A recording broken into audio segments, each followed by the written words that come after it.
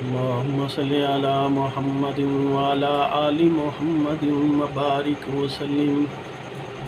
أعوذ بالله من الشيطان الرجيم. بسم الله الرحمن الرحیم. بھائیو، دوستو، بزرگوں، معزز حضرات، السلام علیکم ورحمۃ اللہ.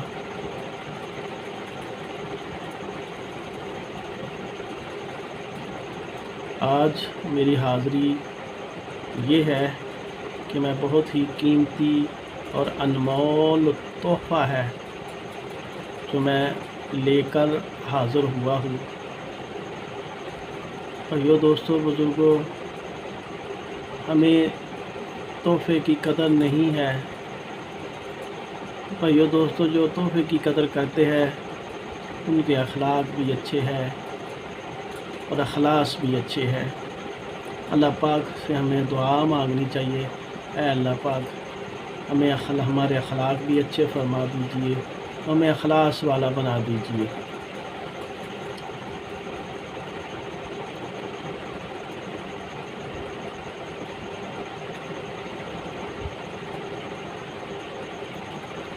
ابلیس شیطان انسان کا کھلا دشمن ہے. ابلیس شیطان دونوں ایک ہی چیز ہے. ہم ابلیس کو ہی شیطان کہتے ہیں. ابلیس سے ہی شیطانیت نکلتی ہے. یہ انسان کا کھلا دشمن اس وقت ہو گیا جب اسے جنت سے نکالا گیا. یہ انسان سے حسد کرتا تھا. اللہ پاک کا حکم ہوا. ابلیس یہ طاؤس الملائکہ تھا. طاؤس الملائکہ تمام فرشتوں کا بھی یہ سردار تھا. لیکن اللہ پاک کا حکم ہوا کہ آدم کو سجدہ کرو، تو اس نے سجدہ کرنے سے انکار کر دیا. اس کے دل میں حسد پیدا ہوا کہ میں تو آگ کا ہوں اور یہ مٹی کا ہے، تو میں بھلا اس کو کیوں سجدہ کروں. تمام فرشتوں نے آدم علیہ السلام کو سجدہ کیا کہ اللہ کا حکم ہے، لیکن اس نے سجدہ نہیں کیا. اللہ پاک نے اس کو جنت سے نکال دیا. اب یہ انسان کا دشمن بن گیا. اب یہ انسان کو اللہ سے دور کرنے کی محنت کرتا ہے. تو بھائیو، دوستو، بزرگوں، ابلیس اور اس کے پیروکار شیاطین وغیرہ انسان کو اللہ سے دور کرنے کی محنت کرتے ہیں. اللہ کی عبادت کرنے سے روکتے ہیں، اللہ کا ذکر کرنے سے روکتے ہیں. ہر وہ عمل جو انسان اللہ کو حاصل کرنے کی محنت کرتا ہے تو اس میں ابلیس اور اس کے پیروکار اسے اللہ سے دور کرنے کی محنت کرتے ہیں.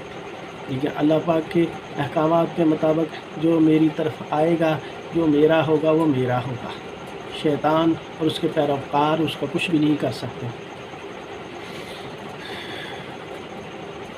تو اس طرح سے جب ابلیس اور شیاطین انسان کو پریشان کرتے ہیں، کچھ انسان اس کے دلدل میں بھی پھنس جاتے ہیں، اس کا شکار ہو جاتے ہیں. تو کچھ روزمرہ کی زندگی کے اندر انسان جو ہے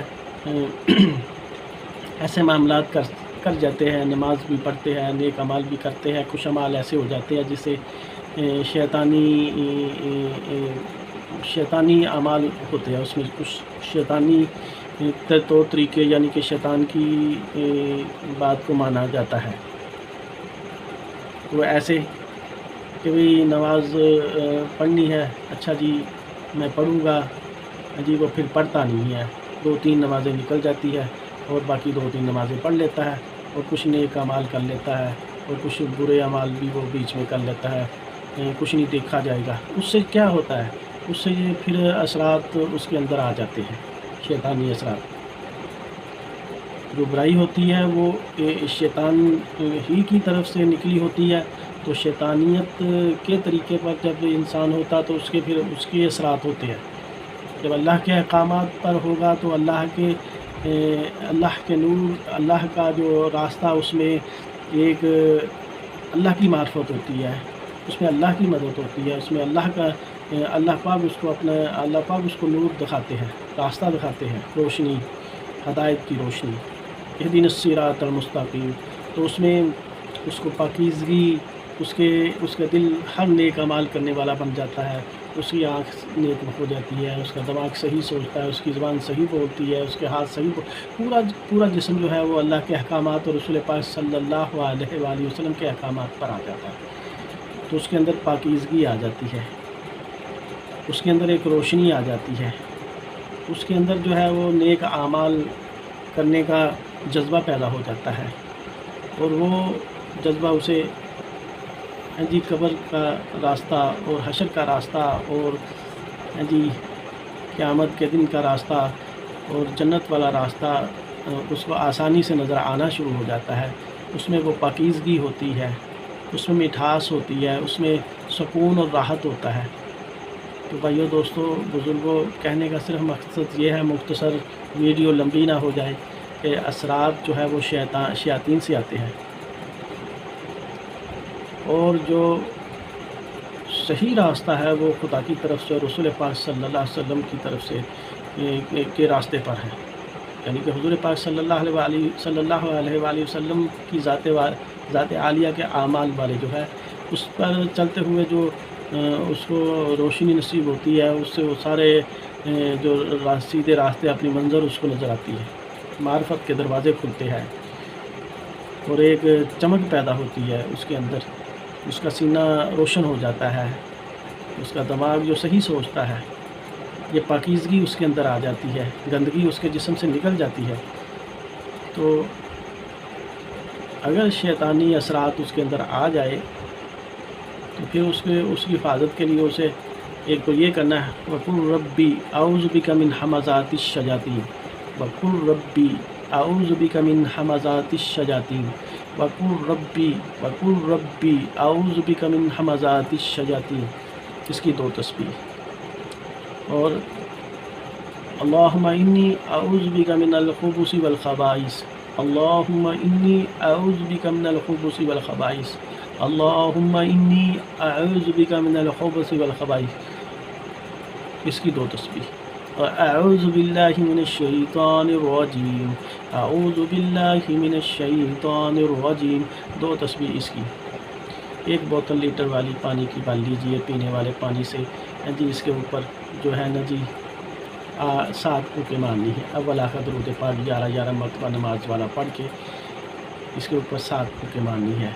اس پانی کو پینا ہے 3-4 گھنٹے کے بعد، یہ تو صبح شام تو 2 دفعہ ضرور پانی پینا ہے، اور اس پانی کے ساتھ تھوڑا سا 1 کپ پانی لے کے اس کے ساتھ جب نہانا ہے تو دم والے پانی سے جو پھونک ماری ہے پانی کے اوپر، اس سے نہا لینا، کپڑے بھی اسی پانی سے دھونے ہیں، اور گھر کے اندر اس پانی کے چھٹے 24 گھنٹے میں 1 مرتبہ لگانے ہیں، اور روزانہ شیاطین وغیرہ سے پناہ مانگنی ہے، اللہ سے پناہ شیاطین کی، اللہ سے پناہ مانگتی ہے، اللہ اس سے حفاظت کا معاملہ فرما دیجیے، اس کے شرور سے ہماری حفاظت فرما دیجیے، اس کے مکر و فریب سے ہماری حفاظت فرما دیجیے۔ یہ 6 تسبیح اور اول آخر درود پاک پڑھو گے، اور جیسے میں نے کہا ہے ایسے کرو گے، انشاءاللہ اللہ پاک خیر کا معاملہ فرما دے گے، اور اثرات جو ہے انسان کے جسم سے، گھر سے، کپڑوں سے نکل جائے گی۔ مجھے مستقل مجازی اس وقت تک جاری رکھنی ہے جب تک یہ معاملہ حل نہیں ہو جاتا۔ انشاءاللہ خبیث قسم کے شیاطین سے بھی حفاظت ہوگی، اور شیاطین وغیرہ سے بھی حفاظت ہوگی۔ یہ تھوڑی سی محنت تو ہے، لیکن اتنی شدت قسم کی محنت بھی نہیں ہے۔ 10 منٹ کا یہ ذکر ہے، انشاءاللہ انسانی زندگی سکون میں آ جائے گی۔ تو بھائیو، دوستو، دین کو زندہ کرنے کی محنت میں اپنا حصہ ڈالنا چاہیے۔